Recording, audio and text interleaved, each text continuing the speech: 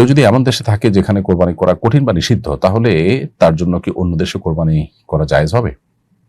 উত্তর হলো হ্যাঁ, কোরবানি নিজে করতে পারলে উত্তম, কিন্তু আপনি যেখানে আছেন সেখানে কোরবানি করা নিষিদ্ধ আইনত, এরকম কোনো মুসলিম প্রধান দেশে আপনি আছেন, কিংবা সেখানে কোরবানি করার মতো পরিবেশ নাই বা আপনার জন্য কষ্টকর, আহ, অথবা যে কোনো কারণে আপনি নিজ জায়গায় কোরবানি না করে অন্য কোনো জায়গায় কোরবানি করতে পারেন না, এটা জায়েজ আছে। সেক্ষেত্রে আপনি নিজ দেশে বা অন্য যেখানে কোরবানি করার জন্য কাউকে দায়িত্ব দিবেন, টাকা দিবেন আপনার তরফ থেকে কোরবানি করবার জন্য, সেখানে লক্ষ্য করতে হবে যে সেখানে কোরবানি করার সময় হয়েছে কিনা।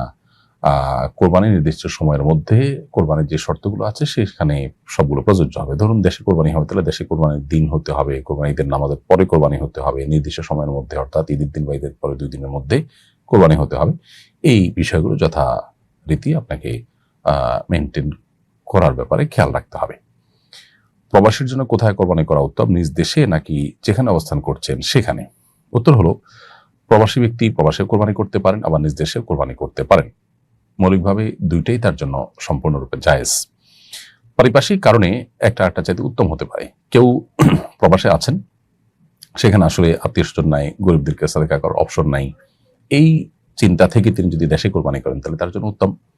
আর যদি প্রবাসী যিনি আছেন তার জন্য অপশনগুলো আছে সেখানে সবগুলো, তাহলে সেক্ষেত্রে তার জন্য সেখানে দেওয়া উত্তম। এটা ভ্যারি করবে অবস্থার উপরে।